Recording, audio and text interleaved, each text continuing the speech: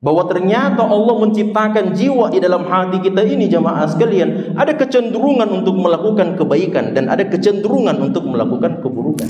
Maka sungguh sangat beruntunglah orang-orang yang mensucikan jiwa tersebut, dan sungguh sangat merugi orang-orang yang tidak mensucikan jiwa tersebut atau mengotori jiwa itu. Dipersembahkan oleh, didukung oleh. Semoga Anda dan keluarga bahagia serta sehat selalu. Alhamdulillahirabbil alamin. Wa bihi nasta'inu ala umuri dunya waddin. Asyhadu an la ilaha illallah wahdahu la syarikalah. Wa asyhadu anna Muhammadan abduhu wa rasuluh.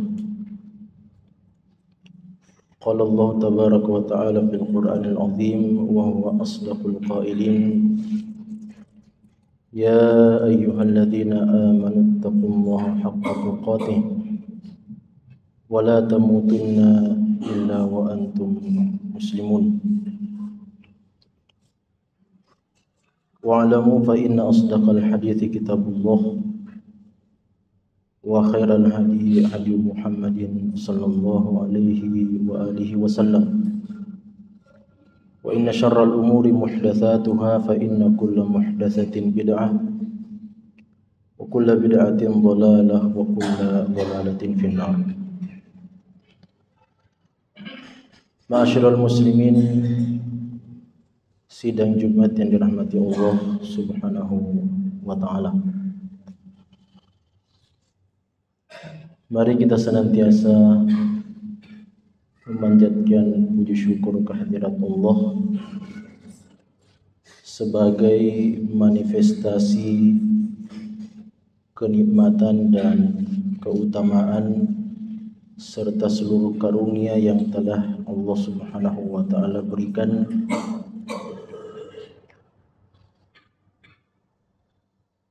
juga sebagai tanda keinginan kita untuk senantiasa meningkatkan keimanan dan ketakwaan kepada Allah Subhanahu wa taala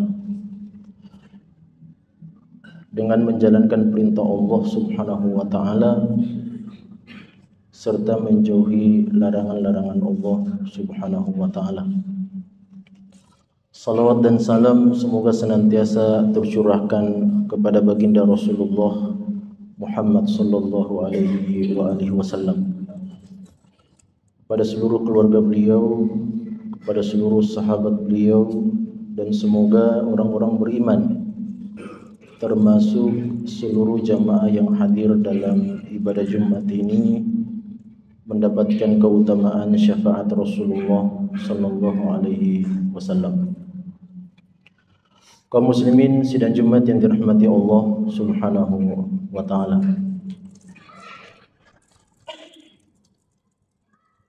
Manusia bersumpah, dan sumpah manusia menunjukkan, menandakan kebenaran apa yang dia ucapkan. Ketika seorang pedagang mengatakan, demi Allah, harga modal barang ini 100.000 rupiah, itu berarti dia sedang menjadikan sesuatu yang paling tinggi nilainya di dalam hatinya sebagai objek dia bersumpah, supaya orang yang mendengarkan perkataannya itu menjadi percaya bahwasanya betul modal barang yang dijual itu adalah 100.000 rupiah. Kalau seandainya manusia bersumpah, maka Allah Subhanahu wa taala juga bersumpah. Dan sumpah Allah Subhanahu wa taala khususnya di dalam Al-Qur'an tentu sesuatu yang berbeda. Ketika Allah Subhanahu wa taala bersumpah di dalam Al-Qur'an, ulama tafsir menjelaskan bahwa Allah Subhanahu wa taala sedang ingin menjelaskan sesuatu yang sangat penting dalam kehidupan ini. ketika Allah menjadikan sesuatu dari makhluk ciptaannya sebagai objek dia bersumpah dengannya, maka itu berarti makhluk tersebut memiliki kedudukan yang tinggi di sisi Allah Subhanahu wa taala. Makanya ketika Allah Subhanahu wa taala berfirman di dalam surah Al-Asr, wal asri innal insana lafi khusr, demi masa sesungguhnya kebanyakan umat manusia benar-benar berada di dalam kerugian. Kita coba ingin terapkan sumpah manusia, konsep yang kita fahami di dalam sumpah manusia sebagai sesuatu yang kita rasakan dalam kehidupan kita, dengan sumpah yang Allah Subhanahu wa taala sebutkan ini. Kalaulah manusia bersumpah dengan mengatakan demi Allah, itu berarti Allah adalah sesuatu yang paling berharga dalam kehidupannya. Karena untuk membenarkan perkataan yang akan dia ucapkan itu, dia menjadikan Allah sebagai objek sumpahnya. Dan ketika dia mengatakan demi Allah kepada orang yang berbeda keimanannya dengan dia, maka itu berarti sumpah yang dia sampaikan ini tidak akan bermakna. Karena Allah mulia di sisi orang yang bersumpah, sedangkan orang yang beda keyakinannya tidak memiliki keyakinan yang sama. Namun berbeda ketika Allah Subhanahu wa taala yang bersumpah. Siapapun yang mendengarkan sumpah itu akan memahami dengan baik bahwa objek yang Allah jadikan sebagai sesuatu yang Allah jadikan sebagai objek sumpah itu adalah hal yang sangat berharga dalam kehidupan ini. Makanya ketika Allah Subhanahu wa taala mengatakan demi masa sesungguhnya kebanyakan manusia benar-benar berada di dalam kerugian, itu berarti Allah sedang ingin menjelaskan bahwa masa itu adalah sesuatu yang sangat berharga. Nah, sebagian makhluk ciptaan Allah Subhanahu wa taala ada yang Allah ciptakan namun dimensi kehidupan mereka berbeda dengan dimensi makhluk yang lainnya. Saya kasih contoh seperti manusia dengan bangsa jin. Manusia dan bangsa jin tinggal di alam yang sama namun berbeda dimensinya. Ketika manusia tidak bisa melihat jin, jin justru bisa melihat manusia. Allah menciptakan manusia, jin, dan malaikat. Dan mereka semua ini berada di dimensi yang berbeda meskipun satu alam yang sama. Nah, oleh karena itu jemaah dirahmati Allah Subhanahu wa taala, sebagian di antara makhluk ciptaan Allah Subhanahu wa taala ini meskipun hidup di alam yang sama dan semuanya dalam makhluk ciptaan Allah Subhanahu wa taala, namun kehidupan antara yang satu dengan yang lainnya adalah kehidupan yang berbeda. Manusia membutuhkan makanan dan minuman, jin membutuhkan makanan dan minuman, padahal kedua-duanya berada di dimensi yang berbeda. Sedangkan malaikat berada pada dimensi yang berbeda, malaikat tidak membutuhkan makanan dan minuman.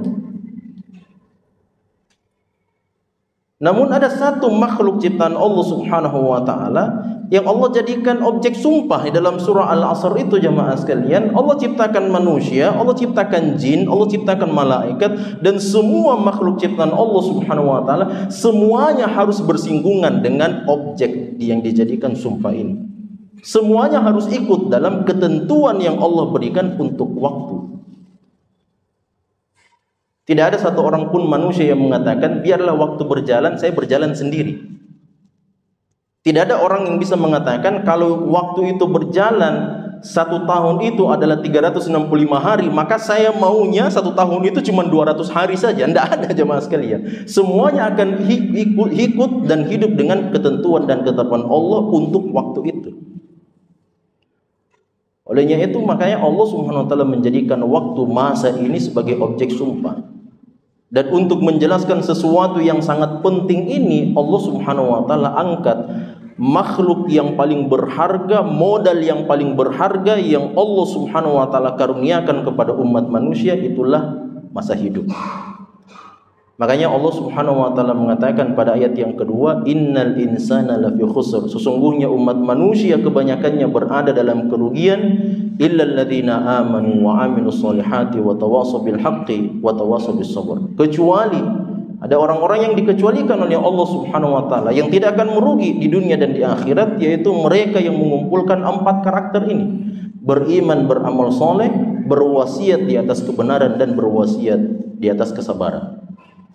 Jemaah yang dirahmati Allah Subhanahu wa taala, sehubungan dengan kehidupan kita di alam dunia ini, ketika Allah Subhanahu wa taala menurunkan surah Al-Asr untuk menjelaskan betapa penting masa dan waktu yang Allah karuniakan kepada umat manusia, sampai Allah Subhanahu wa taala bersumpah dengannya, dengan makhluk yang mulia ini, dengan waktu, dengan masa dan zaman ini. Imam Syafi'i rahimahullah ta'ala mengatakan dalam perkataannya yang sangat masyhur, "Lau ma anzalallahu suratan aw hujjatan 'alal khalqi illa hadhihi surah lakafathu." Kata Imam Syafi'i, seandainya Allah Subhanahu wa taala tidak menurunkan satu surah atau tidak menurunkan hujjah kepada umat manusia supaya mereka beriman dan beramal soleh dalam kehidupan dunia ini, supaya mereka menjadi orang-orang yang beruntung dalam kehidupan dunia ini, kecuali surah Al-Asr ini saja, 3 ayat ini saja jamaah sekalian, maka Imam Syafi'i mengatakan lakafathum, sudah cukup. Karena kita mau kemana jamaah sekalian? Kalau seandainya Allah tidak karuniakan waktu kepada kita, kita mau kemana? Kita mau berbuat apa? Kalau Allah tidak karuniakan waktu kepada kita, biar harta melimpah ruah, miliuran uang kita, triliunan, kita tidak akan bisa menjadi orang yang berbahagia dan beruntung kalau tidak ada waktu yang Allah karuniakan kepada kita. Olehnya itu Imam Syafi'i mengatakan, seandainya surah ini diturunkan oleh Allah menjadi hujah untuk umat manusia, maka sudah cukup. Tidak perlu menurunkan surah-surah yang lain, tidak perlu menurunkan surah Al-Fatihah, Al-Baqarah, surah yang terpanjang dalam Al-Quran, itu tidak perlu. Karena modal yang paling utama yang dimiliki oleh umat manusia, yaitu waktu, itu sudah Allah jadikan sebagai objek sumpah di dalam surah ini, bahwa kalau manusia gagal memanfaatkan waktu yang Allah berikan kepada mereka, maka mereka tidak akan bisa beruntung dalam kehidupan dunia dan akhirat. Sekarang coba kita bayangkan perkataan Imam Syafi'i ini rahimahullahu ta'ala itu ketika Allah menurunkan satu sumpah di dalam Al-Quran.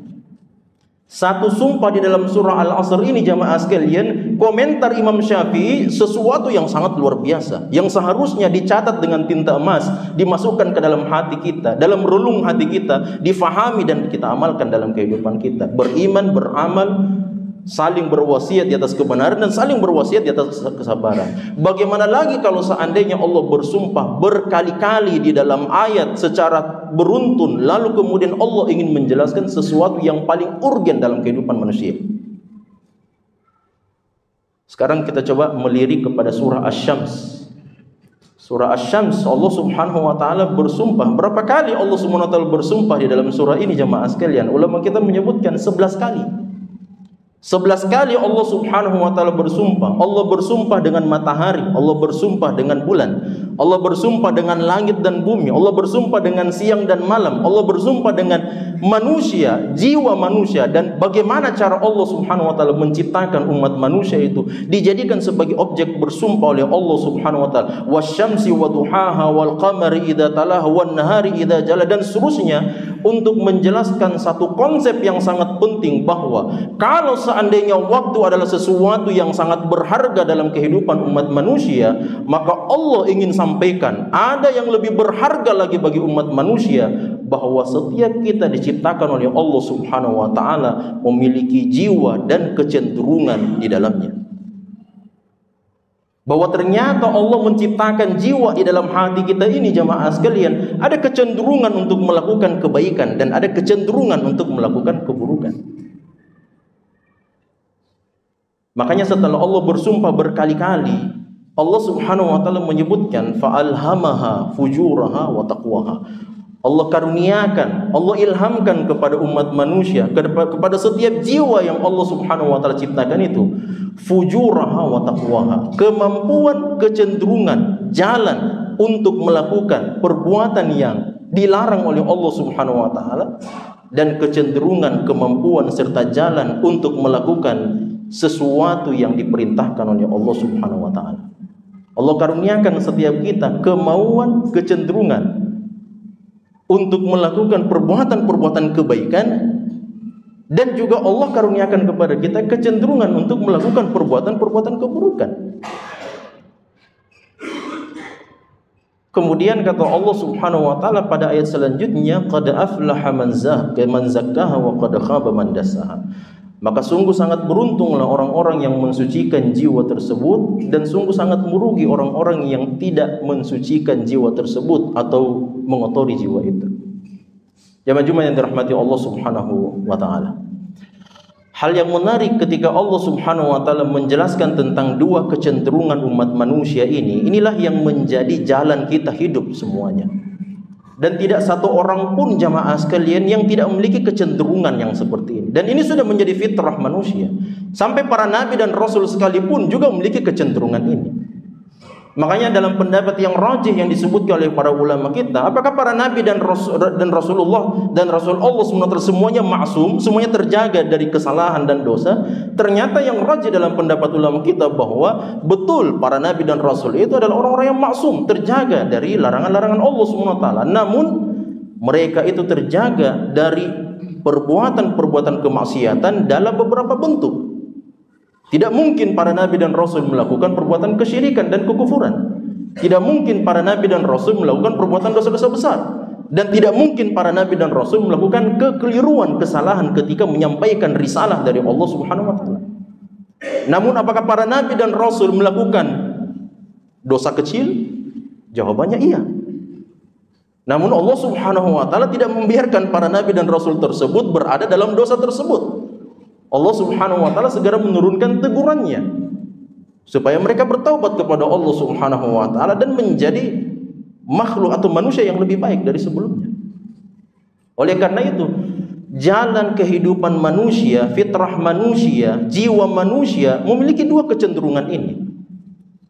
Sampai Nabi kita Muhammad sallallahu alaihi wasallam dalam kisah yang sangat masyhur jamaah sekalian, ketika beliau masih kecil bermain bersama teman-temannya di bawah asuhan Halimatus Sa'diyah, dalam kisah yang sangat masyhur kita kenal bersama, datanglah malaikat yang Allah Subhanahu wa taala utus membelah dada Nabi sallallahu alaihi wasallam, dikeluarkan hati Rasulullah sallallahu alaihi wasallam. Dalam hadis disebutkan pada hati Rasulullah sallallahu alaihi wasallam terdapat satu garis berwarna hitam, dan garis berwarna hitam itulah kecenderungan Rasulullah sallallahu alaihi wasallam untuk melakukan perbuatan kesalahan. Itulah yang ditarik oleh malaikat tersebut, dikeluarkan oleh malaikat tersebut, lalu dicuci dengan air Zam-Zam. Makanya Nabi SAW tidak memiliki kecenderungan untuk melakukan kemaksiatan kepada Allah, meskipun sejak awalnya, sejak penciptaan Nabi kita Muhammad SAW, sebagaimana firman Allah, fa'alhamaha fujuraha wa taqwa. Semua manusia memiliki kecenderungan itu. Cuman hal yang menarik jamaah sekalian, ketika Allah memberikan kecenderungan untuk melakukan perbuatan ketaatan dan ibadah kepada Allah, dan di saat yang sama Allah karuniakan juga kepada kita kecenderungan jalan untuk melakukan perbuatan kemaksiatan, di saat yang sama Allah memang memerintahkan kita untuk melakukan ketaatan ibadah, dan itu sejalan dengan kecenderungan yang pertama. Cuman yang menjadi masalah, Allah Subhanahu wa taala melarang kita berbuat dosa, tapi di saat yang sama Allah karuniakan kepada kita kecenderungan untuk melakukan perbuatan dosa. Nah, di sini kita coba ingin melihat contoh yang realistis yang telah terjadi dalam kehidupan manusia dan diabadikan kisahnya di dalam Al-Quran. Dalam kisah yang sangat masyhur jamaah sekalian, dalam surah Al-Baqarah ayat yang ke-30 sampai ayat yang ke-39, kisah yang paling pertama yang Allah Subhanahu wa taala ceritakan menurut urutan surah Al-Quran, mushaf yang ada, yang kita pegang, yang kita baca saat ini. Kita akan langsung berjumpa dengan kisah manusia yang paling pertama Allah Subhanahu wa taala ciptakan di alam semesta ini, yaitu kisahnya Nabi Adam alaihissalam. Pada ayat yang ke-30 Allah Subhanahu sudah langsung menjelaskan, wa in qala rabbuka lil malaikati inni ja'ilun fil ardi khalifah. Meskipun ulama kita mengatakan bahwa yang dimaksud dengan khalifah fil ardi di sini adalah seluruh umat manusia. Baik itu mereka beriman kepada Allah atau mereka kafir, mereka itu semuanya fungsinya adalah khalifatan fil ardi.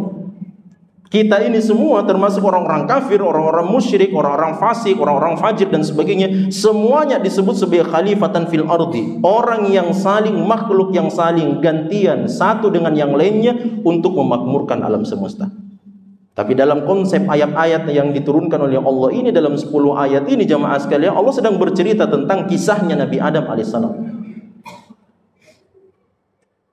Dan kalau kita membaca penafsiran para ulama kita, maka kita akan menemukan bahwa kisah Nabi Adam alaihissalam dan kisah nabi-nabi yang lainnya itu sangat banyak.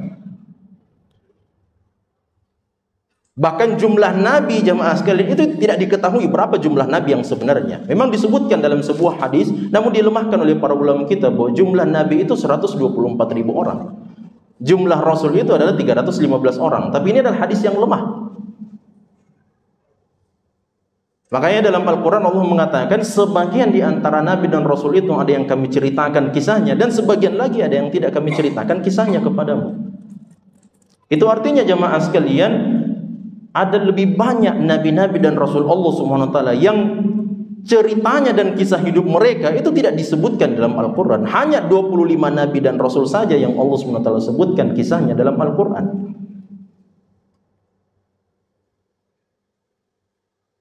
Nah, dari sekian banyak kisah para nabi dan rasul itu, nabi yang paling pertama Nabi Adam alaihissalam. Manusia yang paling pertama adalah Nabi Adam alaihissalam. Dan kisah yang paling pertama yang Allah ceritakan dalam Al-Quran menurut urut-urutan surah mushaf yang saat sekarang ini kita pegang jamaah sekalian, adalah kisahnya Nabi Adam alaihissalam tentang penciptaan manusia yang paling pertama di alam semesta ini. Dan dari sekian banyak cerita kehidupan Nabi Adam alaihissalam, kalau kita rujuk kepada kitab Imam Ibnu Katsir rahimahullah ta'ala dalam Qasasul Anbiya, juga dalam tafsir Al-Quranil Azim, beliau menceritakan ada banyak cerita, ada banyak kisah tentang Nabi Adam alaihissalam. Bagaimana sejarah kehidupan Nabi Adam alaihissalam bersama Hawa, bersama malaikat-malaikat Allah subhanahu wa ta'ala ketika dimasukkan ke dalam surga, ketika dikeluarkan dari surga, ketika turun ke bumi ini, dan seterusnya dan seterusnya. Namun yang menarik jamaah sekalian, di momen Allah menceritakan kisah manusia yang paling pertama yang disebutkan di dalam Al-Quran ini, justru Allah subhanahu wa ta'ala mengangkat dua cerita yang dilakukan oleh Nabi Adam alaihissalam. Yang pertama, bahwa Allah mengajarkan Nabi Adam alaihissalam nama-nama dari semua makhluk yang telah diciptakan oleh Allah subhanahu wa ta'ala. Makanya Allah mengatakan wa 'allama Adam al-asma'a kullaha thumma 'aradahum 'alal malaika faqala anbi'uni bi asma'i haula'i in kuntum shadiqin. Apa kata malaikat? Qalu subhanaka la ilma lana illa ma 'allamtana. Ini kan ceritanya jamaah sekalian, malaikat itu menyampaikan kepada Allah untuk mencari tahu sebenarnya apa hikmahnya kenapa Allah subhanahu wa ta'ala ingin menciptakan makhluk yang baru. Setelah Allah menciptakan bangsa malaikat, Allah menciptakan bangsa jin, kenapa Allah subhanahu wa ta'ala ingin menciptakan makhluk yang baru, jenis makhluk yang baru? Itulah yang disebut sebagai manusia, kita-kita ini jemaah sekalian. Padahal kata malaikat, wa nahnu nusabbihu bihamdika wa nuqaddisu lak. Padahal kami ini, kalau seandainya kami diminta, makhlukmu diminta untuk bertasbih, memuji, beribadah kepadamu, cukup kami malaikat. Sudah ada malaikat yang tidak pernah mungkin bermaksiat kepadamu.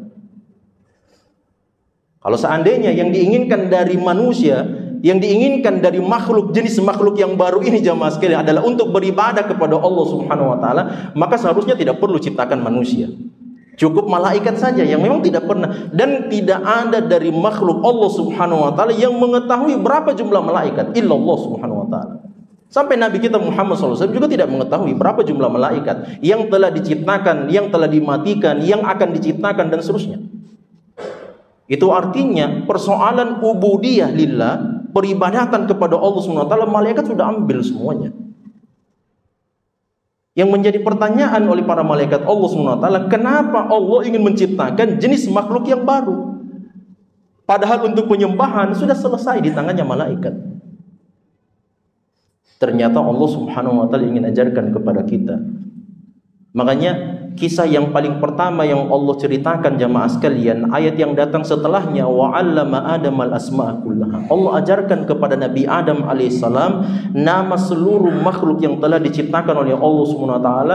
Tsumma 'aradahum 'alal malaika, kemudian semua makhluk ciptaan Allah itu dipertontonkan di hadapan seluruh malaikat Allah Subhanahu wa taala. Faqala ambiuni bi asma'i haula'i in kuntum shadiqin. Sekarang wahai para malaikatku, sampaikan kepada saya apa nama-nama seluruh makhluk yang telah saya ciptakan ini kalau benar kalian adalah orang-orang yang shadiq.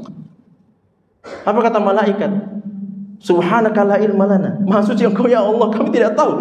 Kami tidak tahu ini makhluk ini apa namanya, makhluk ini apa namanya, dan seterusnya. Sampai Imam Mujahid mengatakan jamaah sekalian bahwa di antara ilmu yang Allah ajarkan kepada Nabi Adam dalam momentum itu adalah bahwa, mohon maaf, ini disebutkan dalam tafsir bahwasanya Allah juga menamakan dan mengajarkan kepada Nabi Adam nama untuk, mohon maaf, kentut yang memiliki suara dan kentut yang tidak bersuara. Itu diajarkan oleh Allah Subhanahu wa taala. Satu poin ini jamaah sekalian mengajarkan kepada kita bahwa dengan kecenderungan untuk melakukan perbuatan kebaikan dan ketaatan, ternyata Allah ingin mendatangkan contoh langsung kepada kita semuanya bahwa Nabi Adam, bapa kita semua manusia, bisa memanfaatkan kecenderungan untuk melakukan kebaikan tersebut, bisa meningkatkan dan melakukan upgrade terhadap kompetensi yang mereka miliki dengan belajar, dan itu bisa melebihi kemuliaan para malaikat Allah Subhanahu wa taala. Buktinya apa? Allah berfirman kepada Adam, wahai Adam, sampaikan kepada para malaikat saya apa nama-nama seluruh makhluk yang telah saya ajarkan kepadamu. Dalam bahasa kita jamaah sekalian, di saat itu Allah mengeluarkan surat keputusan, mengangkat Nabi Adam alaihissalam sebagai guru, sebagai dosen, sedangkan para malaikat adalah mahasiswa-mahasiswanya Nabi Adam alaihissalam. Itu berarti Nabi Adam alaihissalam dengan potensi kebaikan yang dia miliki dan potensi kebaikan yang ada pada diri kita jamaah sekalian, kita bisa menjadi makhluk yang lebih mulia dibandingkan dengan para malaikat Allah, yang memang kita semua sepakat bahwa malaikat itu diciptakan dari cahaya dan itu lebih mulia dibandingkan dengan manusia. Namun ketika kita berhasil memanfaatkan karunia pemberian dari Allah Subhanahu wa taala, bukan hal yang mustahil kita bisa lebih mulia dibandingkan makhluk yang mulia di sisi Allah Subhanahu wa taala tersebut. Hal yang lebih menarik jamaah sekalian, kisah yang kedua yang Allah Subhanahu wa taala ceritakan kepada kita semua, bahwasanya Allah Subhanahu wa taala mengizinkan kepada Nabi Adam alaihissalam untuk masuk ke dalam surga, dan ternyata apa yang dilakukan oleh Nabi Adam alaihissalam dalam surga, inilah yang kebanyakan umat Islam atau sebagian segelintir di antara umat Islam yang seakan-akan dengan ada protes, kenapa Nabi Adam alaihissalam berdosa di dalam surga? Seandainya Nabi Adam tidak berdosa dalam surga, kita keluarkan KTP kita hari ini jamaah sekalian, akan tertulis alamat tempat tinggal di situ adalah mana? Surga Allah Subhanahu wa taala. Harusnya kita akan lahir, tinggal, tumbuh besar di dalam surga Allah Subhanahu wa taala, tempat di mana Allah mengizinkan Nabi Adam dan Hawa untuk tinggal di dalamnya. Namun sangat disayangkan jemaah sekalian, Nabi Adam dan Hawa tergelincir dengan bujuk rayu iblis pada saat tersebut. Akhirnya Allah mengusir Nabi Adam alaihissalam, menurunkan Nabi Adam bersama Hawa untuk menjalankan tugas khalifatan fil ardi di muka bumi ini. Jemaah dirahmati Allah Subhanahu wa taala. Yang menjadi pertanyaan adalah, kenapa Allah Subhanahu wa taala justru mengambil contoh perbuatan ini dan dijelaskan kepada umat manusia dalam Al-Qur'an, supaya kita mengambil ibrah dan pelajaran bahwasanya dengan kecenderungan untuk melakukan perbuatan dosa, dengan kecenderungan untuk melakukan perbuatan maksiat yang Allah karuniakan kepada kita jemaah sekalian, kita bisa menjadi makhluk yang lebih mulia dibandingkan dengan makhluk mulia sejak awal, yaitu malaikat Allah Subhanahu wa taala. Mohon maaf jemaah sekalian, malaikat itu tidak pernah meminta ampun kepada Allah Subhanahu wa taala. Bagaimana caranya mereka minta ampun sedangkan mereka tidak pernah berbuat dosa kepada Allah Subhanahu wa taala? Olehnya itu ketika Allah Subhanahu wa taala menakdirkan Nabi Adam melakukan perbuatan dosa di dalam surga Allah Subhanahu wa taala, Allah mau sampaikan kepada kita, ini bapak kalian semuanya. Nabi Adam alaihissalam berbuat dosa di sisi Allah Subhanahu wa taala, supaya Allah sampaikan kepada kita, kita semua ini modelnya sama jamaah sekalian. Sama model kita dengan Nabi Adam alaihissalam, suka berbuat dosa, suka melakukan kesalahan. Tapi apakah itu kekurangan jamaah sekalian? Apakah ketika anak kita lahir kemudian kita melihat anak kita buntung, anak kita cacat, apakah itu menjadi kekurangan dalam kehidupan kita? Ternyata tidak. Karena Allah Maha tahu, kalau seandainya saja anak yang lahir itu sempurna diberikan oleh Allah Subhanahu wa taala, justru kesempurnaan itulah yang menjadi cacat dan kekurangan. Maka dalam sebuah riwayat disebutkan, Allah Maha tahu hamba-hambanya yang paling pas kehidupannya dengan kemiskinan, Allah tidak berikan kekayaan. Kalau Allah berikan kekayaan, maka Allah Subhanahu wa taala telah mengetahui bahwa kekayaan itu akan merusak keimanannya. Dan Allah Maha tahu jamaah sekalian, siapa di antara mereka yang lebih pantas kehidupannya dengan kekayaan. Kalau diberikan kemiskinan, sedikit saja kemiskinan, maka akan rusak keimanannya kepada Allah Subhanahu wa taala. Olehnya itu jamaah sekalian, Allah mau ajarkan kepada kita bahwa potensi kecenderungan untuk melakukan kemaksiatan itu adalah karunia dari Allah Subhanahu wa taala. Meskipun kita tidak mengatakan kalau begitu kita berbuat maksiat sebanyak-banyaknya kepada Allah, tidak. Yang namanya berbuat maksiat adalah sesuatu yang dilarang oleh Allah. Namun kalau kita sudah terjatuh dalam perbuatan kemaksiatan, maka manfaatkan ketentuan Allah Subhanahu wa taala tersebut untuk segera bertaubat kepada Allah Subhanahu wa taala, karena pintu taubat itulah pintu yang Allah Subhanahu wa taala ingin buka kepada umat manusia. Makanya Allah Subhanahu wa taala menciptakan umat manusia memiliki kecenderungan untuk melakukan perbuatan kemaksiatan. Jemaah yang dirahmati Allah Subhanahu wa taala, kalaulah seandainya Allah tidak menciptakan kita semuanya memiliki dua kecenderungan ini, maka apa bedanya kita dengan malaikat Allah Subhanahu wa taala yang hanya memiliki satu kecenderungan saja, yang hanya memiliki kemampuan dan kecenderungan untuk melakukan perbuatan kebaikan saja. Seandainya Allah Subhanahu wa taala menciptakan kita dengan model yang sama, itu berarti tidak ada bedanya jemaah sekalian. Bahkan malaikat-malaikat Allah Subhanahu wa taala diciptakan oleh Allah Subhanahu wa taala memiliki kemampuan yang lebih besar dibandingkan dengan umat manusia. Dari bentuk postur malaikat saja itu sangat besar sekali dibandingkan dengan umat manusia. Terus dengan sombongnya kita mengatakan saya mau mengalahkan malaikat-malaikat Allah Subhanahu wa taala dengan ibadah saya, tentu tidak jamaah sekalian. Namun dari satu ketentuan Allah Subhanahu wa taala ini, ketika umat manusia melakukan perbuatan kesalahan, perbuatan dosa kepada Allah sebagai bentuk takdir dan ketetapan Allah Subhanahu wa taala bahwa memang kita ini adalah orang-orang yang senantiasa melakukan kesalahan, melakukan kemaksiatan, meskipun kita tidak berpangku tangan dan kita tidak menyalahkan ketetapan dan takdir Allah Subhanahu wa taala, maka disinilah kita mengambil kesempatan untuk menjadi makhluk yang lebih mulia di sisi Allah Subhanahu wa taala dengan banyak bertaubat kepada Allah. Ingat jemaah yang dirahmati Allah, pintu taubat itu adalah pintu yang paling dekat kepada Allah Subhanahu wa taala. Pintu taubat itu adalah pintu yang paling dekat dengan surga Allah Subhanahu wa taala. Dalam hadis yang sahih Nabi SAW mengatakan, sesungguhnya ada di antara hamba ciptaan Allah Subhanahu wa taala yang senantiasa melakukan kemaksiatan dalam kehidupan dunianya, hatta ma yakunu bainahu wa bainaha illa dhira' fayasbiqu alaihi alkitab fayamalu bi'amali ahli aljannati fayadkhuluha. Kehidupannya terus diisi dengan perbuatan kemaksiatan kepada Allah sampai tidak ada jarak antara dia dengan neraka Allah Subhanahu wa taala, kecuali hanya satu depah seperti ini saja dia akan masuk ke dalam neraka Allah. Fayasbiqu alaihi alkitab, ketetapan Allah mendahului amalannya, dia meminta ampun kepada Allah di akhir kehidupannya dan Allah menerima pertaubatannya, maka dimasukkan ke dalam surga Allah Subhanahu wa taala. Jemaah yang dirahmati Allah Subhanahu wa taala, Allah Subhanahu wa taala memberikan potensi kepada setiap kita untuk melakukan perbuatan ketaatan kepada Allah, maka manfaatkan itu.